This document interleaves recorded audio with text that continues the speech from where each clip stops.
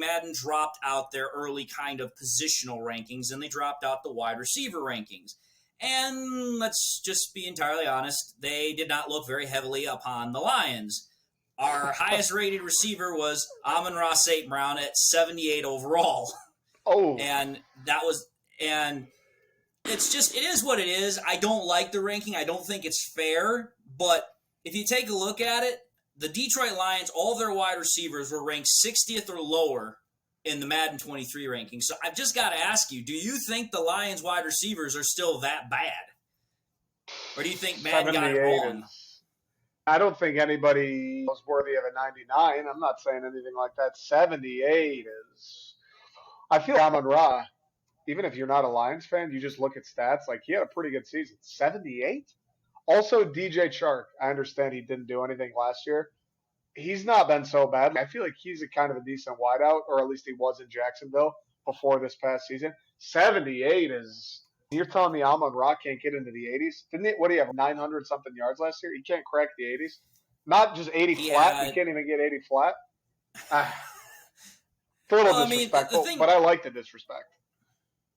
Oh, for sure. Keep disrespecting us, keep sleeping on us. It just makes it better. It's just, for me, you look at Amon-Ra St. Brown, I mean, he finished the last month of the year as the Rookie of the Month. He had 90 receptions for 912 yards, picking up more than half of his production during that last stretch of the season.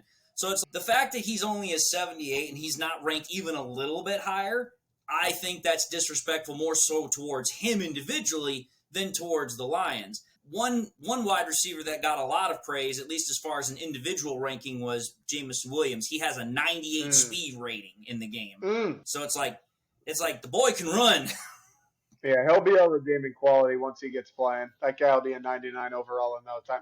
I'm not worried about it. It is a little – just to Amon-Ra, though. Forget the Lions. Amon-Ra. He can't even crack an 80? You're telling me there's 60 guys, 60 of them, over Amon-Ra St. Brown? I don't know about all that. Well, I really don't. But, hey, feed the beast. Make him a little more hungry. He's coming for 1K this year.